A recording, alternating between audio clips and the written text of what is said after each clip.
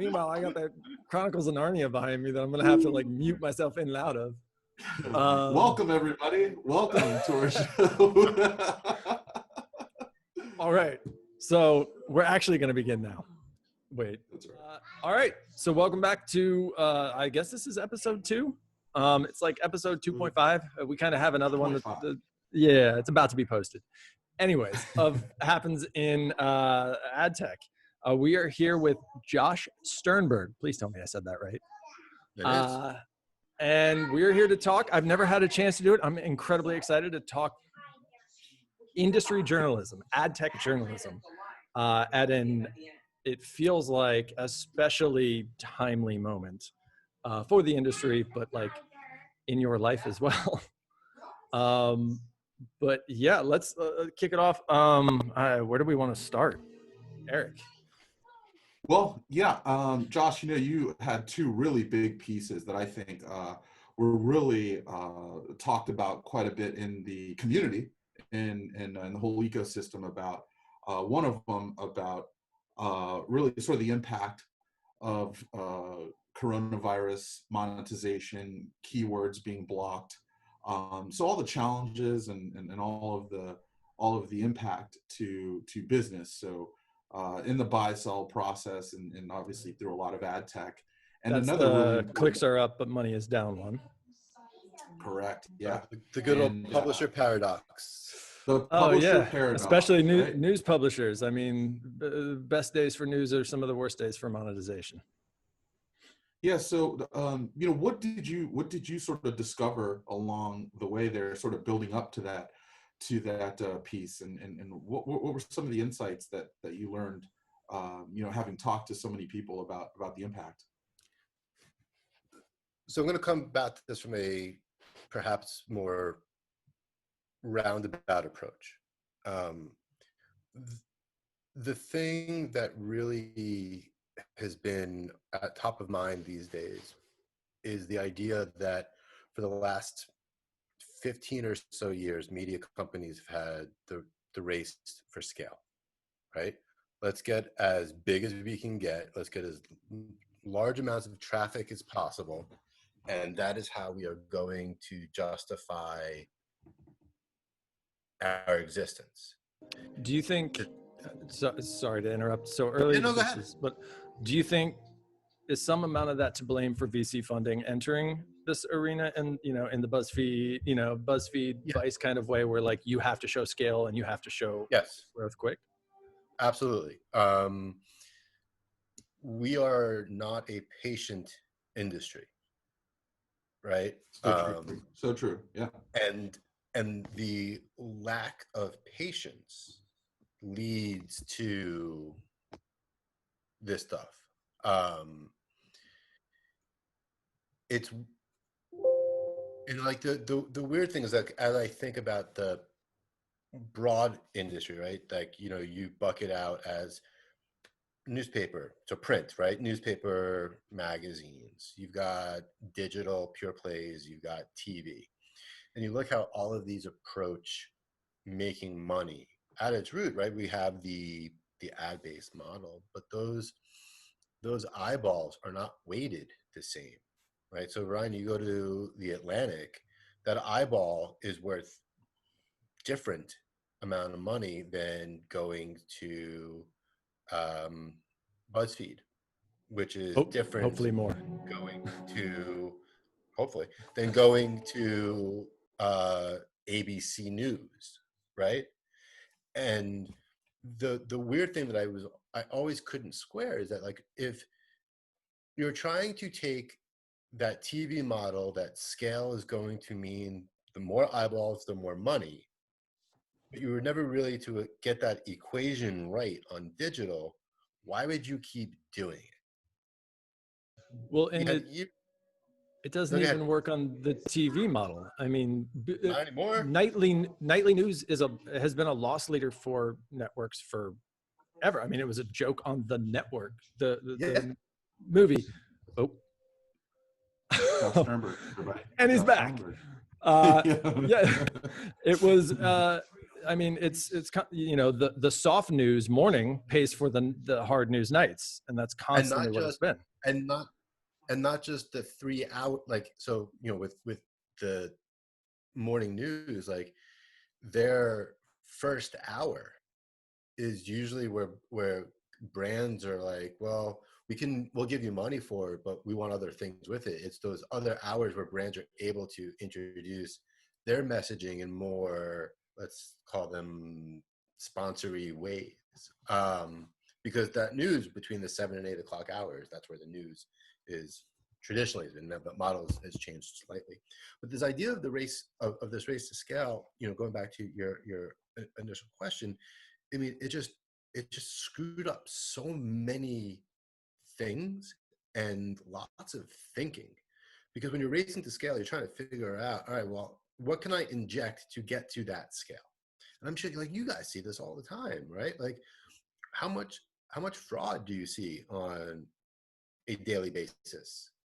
And why is that fraud there? Is it because it's easy to do, or it's because it's going to goose up numbers for folks? I mean, I know there are some companies out there that are afraid to perform anti-fraud measures for fear of what it does to their scale. I do know that exists, which is a terrifying thing to think about. Yeah. So as we see this race for scale at a time when advertisers are pulling back budgets, and look, it's not a direct one-to-one cause relation. Sorry, my brain is jello. Totally get it. Not a direct one-to-one relationship, right? Because the agencies play a big role in this. They have payments that are ridiculously long, right? Like, you get a deal today, you're not going to get paid for anywhere between 90 and 180 days. So if you're a publisher, how are you going to make money, right? Even though that agency is sitting on that cash that they got from their client so that they can collect the interest so that they can pay their people, right? Look, the whole entire media industry is just a giant scam. And the ability to navigate this is going to show which companies are not as scammy. You're going to see some big time, big named digital publications cease to be when this is all done. Josh, you talked a little bit about some of the companies that are employed or used to block certain keywords, and obviously there was some trade association or some help that some folks were really trying to bring in to the situation once people realized a lot of brands and advertisers were starting to target away or start to block certain terms. What did you sort of learn about that process with all the tools that were being used? I mean, one, it's not surprising that advertisers didn't want to have their ads run against stories about pandemic and death and virus. But I also think it's a lazy way of thinking, right? I was going to say, I was like, it feels weird that that's the time they care about context. Right.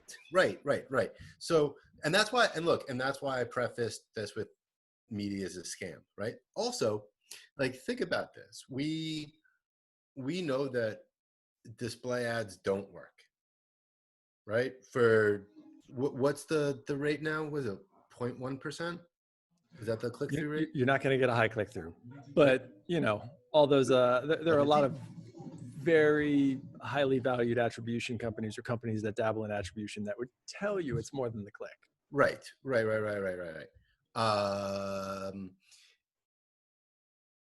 But we've also developed banner blindness. Like, we don't see ads. People have ad blockers. So you put these pieces of the puzzle together and you're like, wait a minute. Like, if I'm a brand, I'm okay with having my ad run right before the president's press conference or right after the president's press conference. I'm okay with my ad running on unsavory sites. I'm not okay if there's a story that has to deal with a pandemic and people are not in the mood to advertise, to buy what you're selling, in the 1 in 1,000 chance that they are actually going to click through that. Like, the logic isn't there. And it's not there because people don't think and they don't care. Like, it's just, I've never been one to believe that, like, it's such a, you can't have it both ways. You can't tell me that I'm only buying audience, but wait, this context could be harmful to my brand. Well, then that presupposes that there is a context that is positive for your brand, regardless of audience.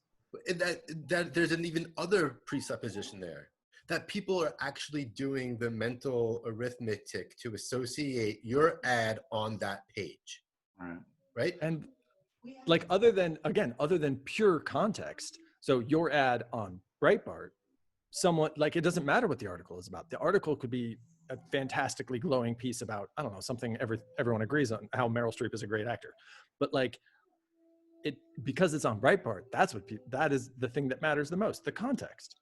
Yeah, like, again, like, if I am reading a news story, it doesn't matter what ad shows up. Like, I'm not, like, it doesn't affect me as a reader. Maybe, look, use case of one idiot, who knows, right? But at the same time, like, to me, it's a play off of that old saw that, do you know what an industry standard is? It's just a lie that everyone agrees upon. And here it's like, well, right, why do we agree upon this? Now, if you are underwriting something, right, you're like, Vox's Explainer, brought to you by McDonald's. As a reader, I can make the assumption that McDonald's is supporting this content, as opposed to seeing a 250 by 250 ad somewhere on the page.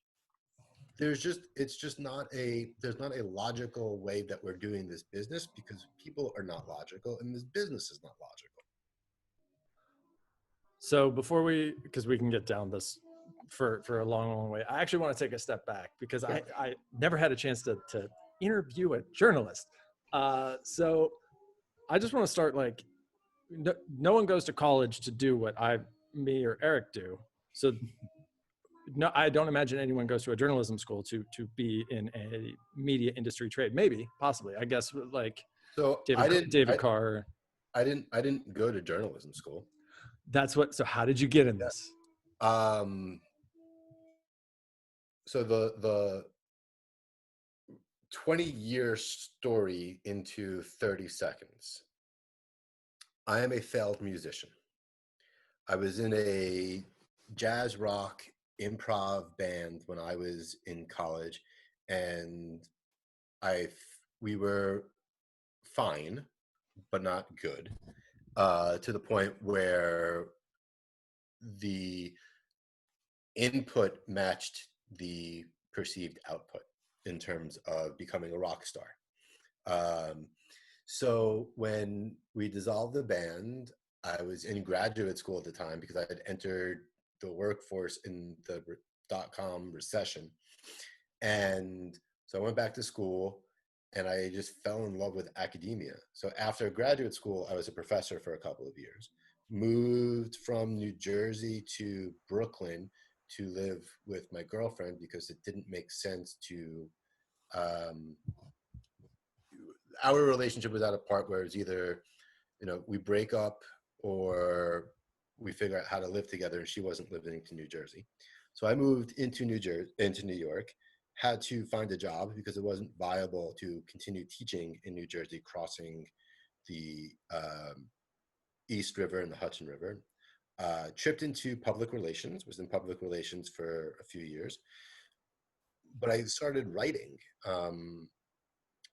Lehman imploded. I got laid off from the agency that I was at. Started my own communications consultancy for a few years, but also continued to write.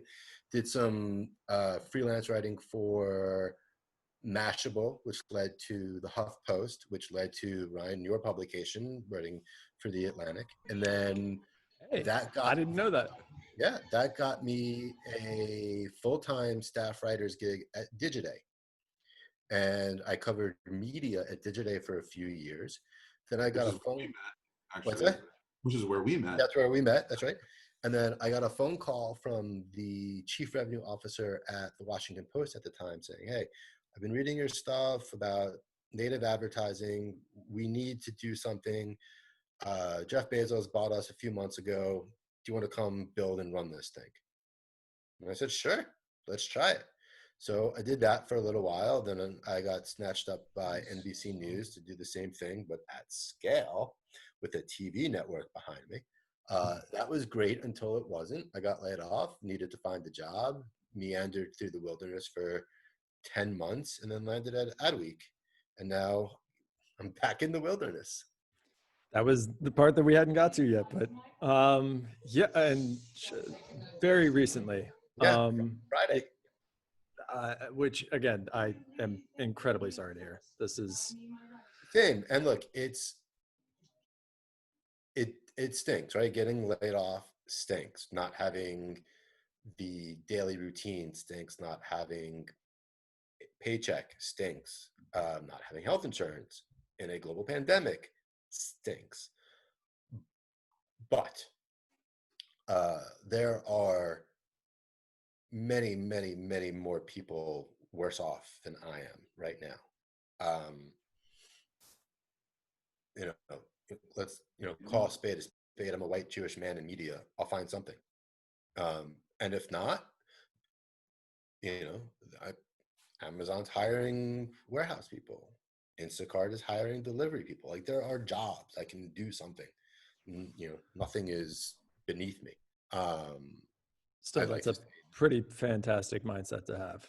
Regardless, Look, I like to consider myself a pretty like borderline normal person, and that I don't think this fresh I would have as clean a view, a worldview as you do. So like I said, this isn't the first time that I've been laid off. When I got laid off from NBC, 2 weeks prior to that, I found out that I was having my second kid. So I don't know. It's not like this is good or normal, but I can navigate this as best I can. And again, like, worst comes to worst, like you do what you have to do. We are, there are jobs everywhere. And if it means doing something that I didn't want to do, but I need to, the needs take over the wants. Hopefully I can go a couple months if need be, not 10 months. I can't do 10 months again. I go crazy, especially with a 5.5-year-old and a 2.5-year-old. But like, look, there's freelance opportunities, thought leadership crap. I can, get into PR. I can bring up my consultancy again. So this is going to lead me pretty seamlessly into what is turning into, to me, one of the more meta articles I've ever read, which was the final one that you posted for Adweek. Crazy, right? Which is entirely talking about all of the layoffs and furloughs and job and salary reductions that the media industry writ large has dealt with. So taking aside what currently happened, just in the writing of that, what was it like? How much was left on the cutting room floor is the first thing I'm curious about. Like, was it mostly color commentary, or is there news yet to drop that you just couldn't get enough people to say was going to happen? Yeah. So there are, so it's interesting. Like, I wrote that before the Vox announcement. So I knew that the Vox was coming. I was about to say, was that news to you then, the Vox announcement, or had you heard that? I was still reporting that out. I had heard, but I had nothing confirmed. And I know that there's there's more, not necessarily from Vox, but I know that there are a couple of large digital, pure play digital media companies that are going to have similar cuts in the coming week, maybe weeks. Coming week. Yeah, look, man, it's not great. You know, publishers are getting hit. Look, so it's the funny thing is, right? So we all got swept up in that pivot to video, and publishers got screwed because Facebook screwed them, and because publishers are dumb. We'll put that aside for a second. Then publishers started to pivot to events, because like events are foolproof. You can't fuck up an event, right? Like people will pay a lot of money to go see interesting things. And sponsors will pay a lot of money to. That's right. And nobody in the industry was thinking that a zoonotic pandemic is going to force everyone inside their homes for months on end. And you're seeing all of these companies that have these giant events teams that are they maybe 10 years ago 3 to 5% of their revenue was from events, are now 30 to 50% of their revenue. Oh yeah, no, events became huge. I know, and not only just on the publishing side, but the buy side very much liked them. Experiential was a word I heard so many times in the last 12 months, or read on an RFP, and a look for that, or an extension into. So then what was it like to be in a media company reporting about, hey, I'm talking to a guy that writes and gets paid for writing. Is it the devil's at the door or the lion's at the door? I just do the sword of Damocles. You know what? I don't have a classic upbringing or education, so I couldn't tell you what that meant either. It's, just the sword of Damocles that hangs over our heads, just waiting to slice. So yeah, was it for you guys on the media beat? I mean, which is hard, all of Adweek. It's hard, and media reporting had up until 2008 not been a thing, right? Like media reporting became a thing when the financial crisis happened and media companies started laying off and firing people and shutting down. You might have had a media reporter at a couple of publications, but it wasn't as widespread. But we'll come back to that for a second, because there is something about media reporting that is core to how I built my team and how I think about media reporting. There are a lot of media reporters out there that are more media critics. They focus on what's happening in the newsroom, or they focus what's happening in the boardroom, and that's fine. I am interested in that in a drive-by kind of way, or when it is directly related to the business. I am more interested in how the business works. This is why I've tried to talk to as many ad ops folks as possible, as many media buyers as possible, because I can understand how a media business works by talking to the people that see that flow of money, not necessarily talking about how a newsroom is structured. So as we're covering the media business as a media company, it's hard to not see how all of this plays out for us. And yeah, that's what, like, I feel like you're almost constantly evaluating what you hear, and like from the good or bad companies, and then looking at what your own company is doing. Like, I feel like it would take an incredible amount of alcohol to get me to stop trying to connect those two dots. Yes. And when you are a media reporter covering the business of media, and you see your publication doing things that are the opposite of what you are explaining to readers of what not to do, right? It's frustrating. And even talking to media reporters at general publications who cover the business of media, where they have to try, they're trying to explain, like, look, we're covering this, you should be paying attention to what we're saying, because the examples that we're showing as bad examples, we're doing that same behavior. Let's maybe check that a little bit. So it's a challenge when, as a media reporter, and you're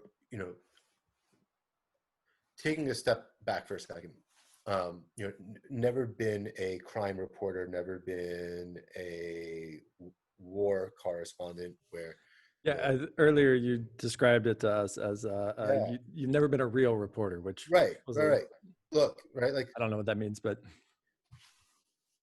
I never had to, if I'm a police reporter, never had to go knock on the door of a family who just lost a person in a crime to get their statement. I mean, that's devastating as a reporter, and that wears you down. Or if you are a war correspondent and you are getting shot at, or you're putting yourself into danger. But at the meta level of writing about media and the destruction of our industry every day, multiple times a day, it's tiring, and it's sad. And the thing is that if you don't treat it with empathy, how do you write a story about a company that just laid off 100 people without trying to put yourself into that person's shoes? And that's, what is it like when every other day it feels like that? But okay, so without going too far into it, just because we have a little bit more time, I want to wrap this up. But I feel like this is cheating asking this question to a journalist. But using your crystal ball, looking around the corner a bit, do you see anything that's noteworthy, or do you see anything that to you differentiates a good company versus just like the rest of us?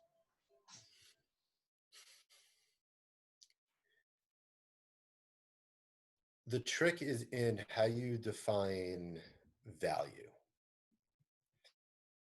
So news, by definition, is commodity, right? Like, a news event happens and everybody and their mother writes about it.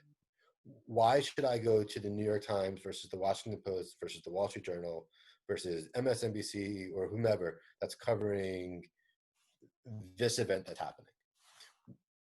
Why do you go to certain publications? You go because you have a one-way relationship with the writer. It's the same thing with podcasts. You have a one-way relationship with the podcast that you listen to. And where you can, as a media company, where you provide value, is finding those writers that align with your editorial vision. The one of the things that I would tell my staff was, don't worry about it, just fucking write. Because people are coming, they want to know what you know, but they also want to hear like what you have to say. And if you have nothing to say, move on. Like, not in career, just go to the next story. Because you'll writers will lament and bemoan about the blank screen that's staring after doing all of this reporting. I don't understand that. If I, and maybe it's because I have the luxury of writing what I want when I want. My job was to manage a team to get the best out of them and to protect and defend them and advocate for their ideas when necessary. A lot of the things that I did write over the last 2.5 years were either things that I really wanted to say, as well as things that I had to say, so that way other reporters can spend their time focusing on the things that they wanted to say, not having to say, if that makes any sense to you. Yeah, I think so. A little bit. I think I can read between the lines there. Well, I think what's great is your perspective on all these things, and what we want to do is check in from time to time. Hopefully, you'll come back, hang out with us again. Things are going to keep evolving, and we love to keep getting your perspective on stuff. And we'll continue the discussion. Thanks for. My hope is to we'll get one of these together with a bunch of you journalists, so then I can. Yeah. I don't know if you want that. I'll be able to mute you guys. So I've got nothing but time on my hands now. So what are you guys seeing right now? Right, like how have deals been structured these days? It still feels very, very early days to me for sort of, call it the second. We're talking inning 4, 5, and 6. We're we've gone back. Buyers seem to have come back from the like, oh shit, we got to get out of here. And now they're the ones that are braver, are the ones that are getting good. What I consider good information are trying to enter. They're just trying to figure out the best way. Like, and I get it, man. How can you be Toyota in this moment, but like actually still being on the top of people's minds? I think this is actually when you start to see who's good at this and who's just been like getting a paycheck. And that's such a good point, because I think that, so what we learned in 2008 that we are seeing again now is, in a time of recession, publishers lower their ad creative standards. That's why we saw that huge influx of belly fat ads in 2008. And all those whack-a-mole garbage. Well, yeah, because this is also when people come out of the woodwork guaranteeing revenue, and like if you're desperate for that number, and this is kind of where the feed off that desperation comes. That's right. My hope is 12 years later we're a little bit wiser to it, but maybe not always. So I saw last week, it was at SNL's YouTube page, and there are a couple other places like premium publishers around the web where the pre-roll was a Walmart ad. And the Walmart ad was not about, it wasn't a direct response ad. It was a thank you ad to their employees. And in covering Walmart for the last 10 years, I know that they basically bucket people into 3 groups.